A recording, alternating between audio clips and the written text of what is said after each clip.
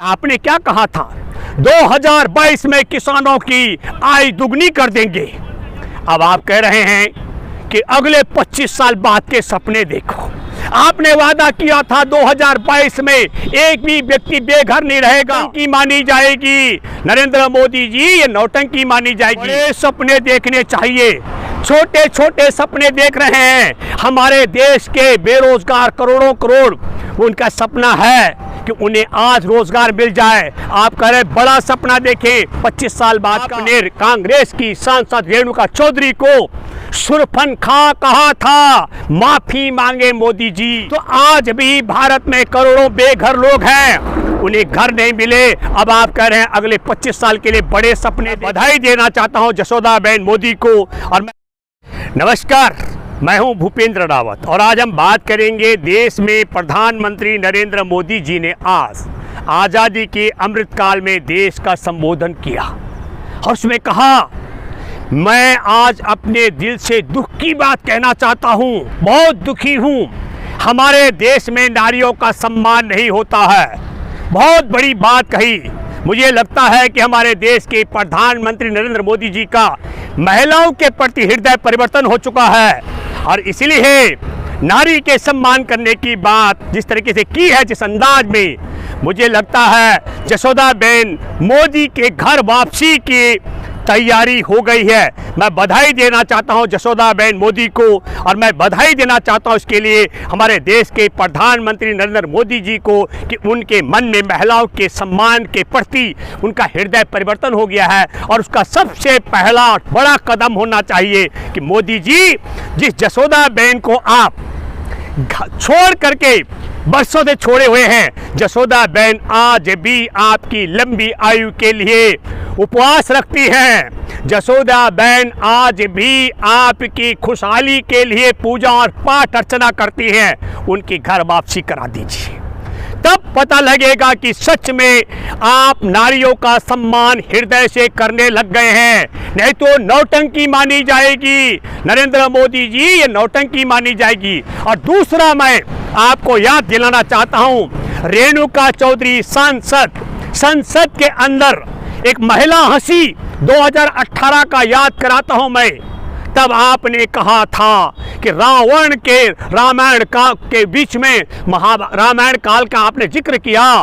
तब हमको जो हंसी सुनने को मिली थी वो हंसी आपको संसद में मिली। आपने कांग्रेस की सांसद रेणुका चौधरी को सुरफनखा कहा था, माफी मांगे मोदी जी आप उनसे। और आपने क्या कहा था 2022 में किसानों की आय दुगनी कर देंगे। अब आप कह रहे हैं कि अगले 25 साल बाद के सपने देखो। आपने वादा किया था 2022 में एक भी व्यक्ति बेघर नहीं रहेगा। और मैं बताना चाहता हूं, आपने उत्तर प्रदेश के चुनाव के समय एक वृद्ध महिला का जिक्र किया था जिसको आप मिले नहीं हैं, पर आपको उस महिला का आशीर्वाद मिला। वो महिला आज भी बेघर है, उनको घर नहीं मिला मोदी जी, पर उस महिला की दुआओं से आप उत्तर प्रदेश में वापसी कर लिए।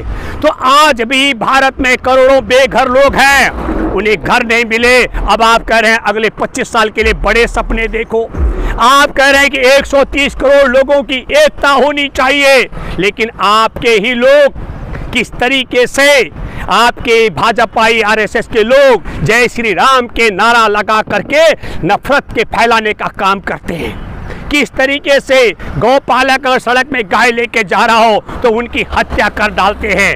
आप क्या कहते हैं, बड़े सपने देखने चाहिए, छोटे छोटे सपने देख रहे हैं। हमारे देश के बेरोजगार करोड़ों करोड़, उनका सपना है कि उन्हें आज रोजगार मिल जाए। आप कह रहे बड़ा सपना देखें 25 साल बाद का। 25 साल बाद मिस्टर मोदी आप कहाँ होंगे, सत्ता के शिखर पर कौन होगा? आज अमृत काल में आप कह रहे हैं कि स्वर्णिम काल के सपने देखो। मैं फिर एक बात कहना चाहता हूँ मेरे प्यारे देशवासियों, इस बात की आप गांठ बांध लीजिए। मैं भूपेंद्र रावत, मैंने कहा था कि सच में यदि प्रधानमंत्री जी का हृदय परिवर्तन हो गया है महिलाओं के प्रति, जो मैं आज कह रहा हूं, तो जसोदाबेन मोदी को अपने घर अगर मोदी वापस लाते हैं तो हम मानेंगे कि परिवर्तन हो गया। इसी तरीके से जब पूरे देश में तिरंगा फैलाने की बात आई तब मैंने कहा था कि मोदी जी आपका हृदय परिवर्तन हो चुका है। जिस आरएसएस के मुख्यालय पर 3 युवाओं को झंडा तिरंगा फहराने के नाम पर जेल में डाला गया, जिस आरएसएस के पहले संस्थापक हेडगेवार ने तिरंगा का विरोध करके भगवा फहराने की बात की थी, जिस गोलवलकर ने हमारे देश के विभाजन की बात की थी, जिस कायर सावरकर ने मैसूर के राजा के द्वारा 40 कांग्रेसी तिरंगाधारियों की हत्या करने वाले का बधाई दी थी, और जिस श्यामा प्रसाद मुखर्जी जिसने उप मुख्यमंत्री रहते हुए पश्चिम बंगाल में 1942 में भारत छोड़ो आंदोलन के क्रांतिकारियों को गोलियों से भुनवाया था, उनका जयकारा करने वाले आरएसएस का आपको निंदा करनी चाहिए। तब मुझे लगता कि आप तिरंगा, लेकिन जिस तरीके से तिरंगे की आड़ में 2-2 करोड़ रोजगार का मामला दबाया, सरकारी संस्थानों को बिकवाने का मामला दबाया, सीमा पर चीन का कब्जे का मामला दबाया, रसातल में पहुंच गई देश की अर्थव्यवस्था, भुखमरी के मामले में हम बांग्लादेश और पाकिस्तान से पीछे आ गए।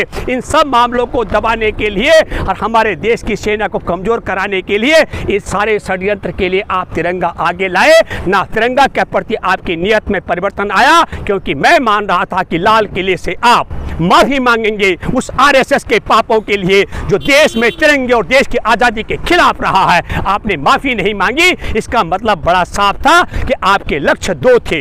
एक तो तिरंगा बिकवा करके अपने चहेतों के तिरंगा बनवाने वाली फैक्ट्री वासियों की तिजोरियां भरवाना, और दूसरा तिरंगा की आड़ में अपने सारे वादे, किसानों के दोगुने रोजगार का मामला, 15-15 लाख रुपए देने का मामला, 2-2 करोड़ लोगों को रोजगार देने का मामला, अच्छे दिन लाने का मामला, इन सबों से ध्यान भटका और देश को विश्व गुरु बनाने का मामला, इससे ध्यान भटकाने का षड्यंत्र था। और अब आपने नया सुगों पर छोड़ दिया। हमको स्वदेशी तोप से आपको सलामी मिली। मिस्टर नरेंद्र मोदी, मैं आपको याद दिलाना चाहता हूँ, जो अनिल अंबानी 80,000 करोड़ का कर्जदार है, भारत का चीन का कर्जदार है, जिसके बाप ने चाबी नहीं बनाई, आपने राफेल का पार्टनर बनाया जो दिवालिया हो चुका है। और दुनिया में 4 जहाज हैं जो हवा में चलते हुए तेल भरते हैं, उनमें से एक जहाज तेजस है, और तेजस को बनाने वाली हिंदुस्तान एरोनॉटिक्स लिमिटेड को आपने राफेल की पार्टनरशिप से बाहर कराया। और मुझे आज भी याद है, बिपिन रावत की आत्मा सुन रही होगी, जब एयर शो था बेंगलोर में, तेजस में बैठकर बिपिन रावत ने कहा था ये मिनी राफेल है, और तब उसके बाद शहीदों का स्मारक का उद्घाटन था, और शहीदों के स्मारक के उद्घाटन में आपने बिपिन रावत को इसलिए नहीं बुलाया था। मैं फिर एक बात और कहना चाहता हूं, आप देश में पहले सीडीएस की हत्या भी इसलिए की क्योंकि चीन के खिलाफ बोला था हमारे देश में बिपिन रावत ने। तो आप हमारे देश के किसानों को दोहरा, जो आपने आमदनी दुगनी की, ना उनकी दुगनी कर पाए, बेघरों को घर नहीं दे पाए, बेरोजगारों को रोजगार नहीं दे पाए, चीन को जो कब्जा कर लिया एलएसी पर उसे नहीं हटा पाए, रसातल में पहुंच गई हमारे देश की अर्थव्यवस्था, उसे नहीं बचा पाए। तो इसलिए और ना आप अपनी ब्याहता जसोदाबेन को घर ले आ पाए, और ना आप संघ के प्रचारक रह चुके और संघ का आप निंदा नहीं कर पाए आज। इसलिए हमको लगता आपकी कथनी और करनी में भेद था, आपकी नियत में परिवर्तन नहीं आया, आपकी कथनी और करनी में भेद था, भेद है, भेद रहेगा।